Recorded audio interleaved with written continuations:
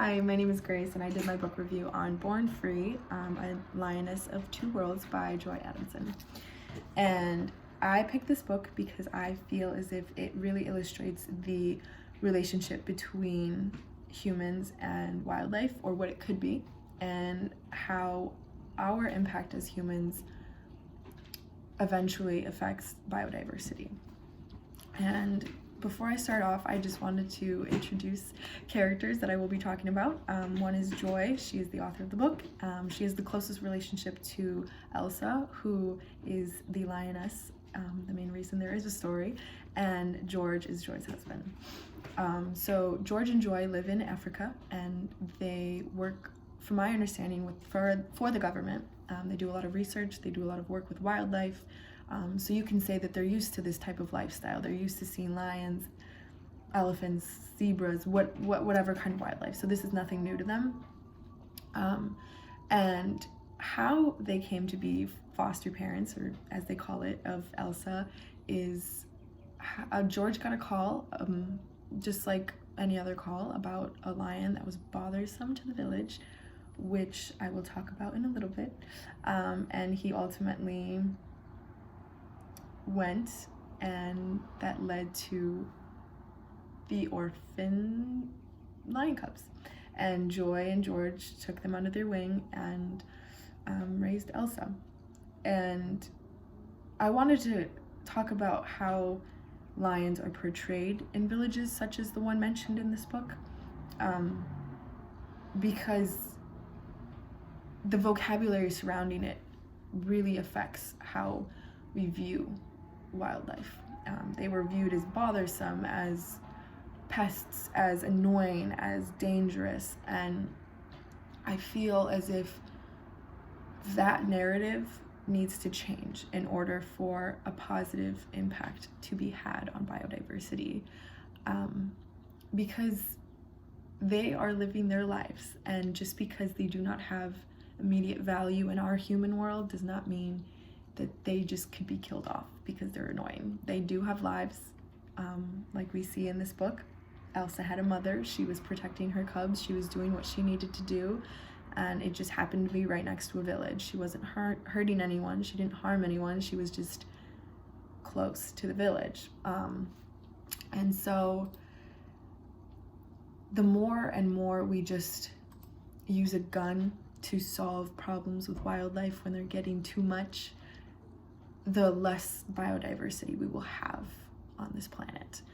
And I invite you to think about how this can relate to your life, because obviously not everyone is in Africa being amongst the lions.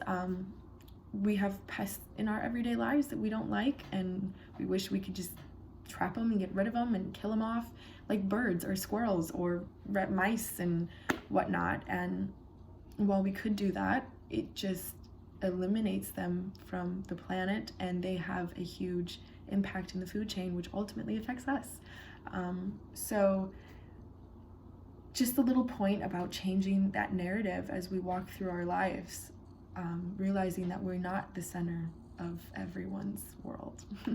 Very anthropocentric of us to think. So basically, Elsa and George and Joy are a trio, and they go about the next few years going on safaris, going on fishing trips.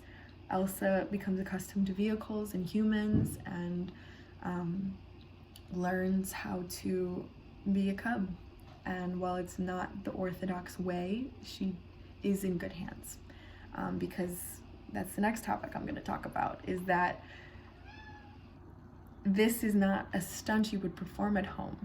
And I feel as if a lot of people do this. They adopt or buy exotic animals or pets, and they don't really consider the amount of time, the amount of money, the amount of patience and love that it actually takes to house a healthy environment for this animal.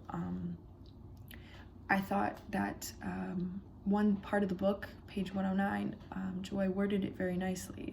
I'm going to read a little passage and kind of explain. So I quote, "It was very touching to watch her try to control the strong forces within her and to adapt herself to our way of life in order to please us. end quote. This was Joy talking about how when she was in camp with George and the others, Joy noticed that Elsa was very cognizant of her strength and her overall difference from humans. And she did that in a way of respect. She understood that Joy and George had a life, and there were certain things that she could or could not do. But on the flip side of that, Joy and George also did not abuse Elsa to fit their own agenda. They never used violence to subdue her because she was a wild animal. Whereas in a lot of situations, animals are put in cages because they're too much to deal with. They're too big, too much of a risk. And I think that lack of trust really affects the relationship between animals and humans. And because Joy and George fostered such a healthy living environment for Elsa, I think that it was a big contribution to her success in the reintegration to wildlife, which just kind of brings me full circle of this is not something that everyone can do. Joy and George were in a fortunate position to take care of Elsa in a way that would still benefit her and benefit them, and no one got hurt. And I think that there should be more, going forward, I think that there should be more effort to try to train people in this sense, more so than zoo life and captivity sense, when there is no option for reintegration into wildlife, which again, does not help biodiversity, and it affects food chains, and it affects nature, which comes back and affects us. So the middle part, that's basically the middle part. The middle part was them coexisting. They got to see Elsa in her natural habitat when they went on walks and safaris, and Elsa got to be a part of their natural habitat when they were in camp, and Joy was typing up this book. She was taking photographs. She was researching other wildlife. And so they had a mutual respect for each other's worlds. And that really set the stage for the end of this book. The end of the book really had me on the edge of my seat. I did not think I would like it as much as I did. I forgot that I was reading this for a class assignment, which I think, in all honesty, is how every book should be. But anyway, I was like, would Elsa ever find a mate? Would she ever be able to kill her own food? Is she going to be too dependent on Joy and George? What's going to happen? And I really like that aspect, which is another reason why I feel like this book is really good. And so towards the end of the book, Elsa has learned lots of life skills, and now they're going to try to test her and to see if she really can be reintegrated into wildlife. And so you kind of have a little heartbreak because they have to leave Elsa for days and weeks at a time, and it's really sad because personally I can't barely leave my apartment without saying goodbye to my cats, and it breaks my heart. So I can't even imagine what Joy and George felt like. And there were scenes where they would just kind of leave food for Elsa, and she would go off and chase it, and then they would just kind of skedaddle out of there. And I really respected George and Joy because not everyone can do that. Not everyone can form a bond with something, much less a wild animal, and raise it and then send it back to where they came from. And to have that respect for Elsa and her being and her life, to say, this is not mine to keep and I need to let it go, is something that a lot of people lack and a lot of people need. Because wild animals in general, are not ours to always subdue and domesticate. They have their own lives, and that, again, the respect piece, because nature has its way, and humans often negatively interrupt that. And this is just one way that George and Joy were able to contribute into a positive light. And so, anyway,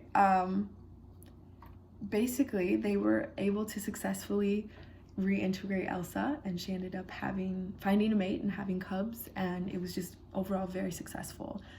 And kind of in closing, I feel as if Elsa was a very lucky lion to have Joy and George as her foster parents, and